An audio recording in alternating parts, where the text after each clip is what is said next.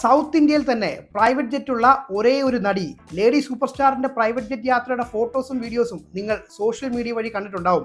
ഇനി നയൻതാര സ്വന്തമാക്കിയിരിക്കുന്നത് 50 കോടി രൂപയുടെ പ്രൈവറ്റ് ജെറ്റ് ആണെന്നാണ് റിപ്പോർട്ടുകൾ പറയുന്നത്.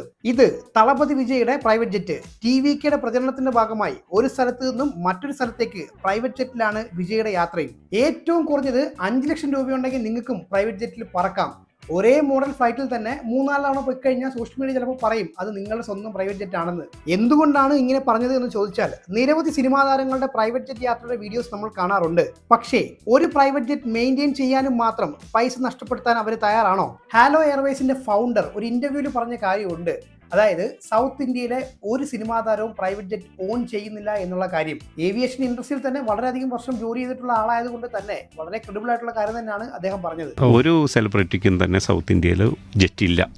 നമ്മൾ പലപ്പോഴും സോഷ്യൽ മീഡിയയിലൊക്കെ നയൻതാരയ്ക്ക് ഉണ്ടെന്നൊക്കെ പറയുന്നത് ശരിയൊന്നുമല്ല. പക്ഷേ നമ്മുടെ രാംചരൺ ട്രൂജെറ്റ് എന്ന് പറഞ്ഞൊരു ഏവിയേഷൻ കമ്പനിയുടെ പ്രൊമോട്ടറും ഏർലി ഇൻവെസ്റ്ററും ഒക്കെ ആയിരുന്നു. ടയർ 2 സിറ്റീസിനെ ഫോക്കസ് ചെയ്തുകൊണ്ട് ഓപ്പറേഷൻ നടത്തിയ ഒരു കമ്പനി ആയിരുന്നു ഇത്.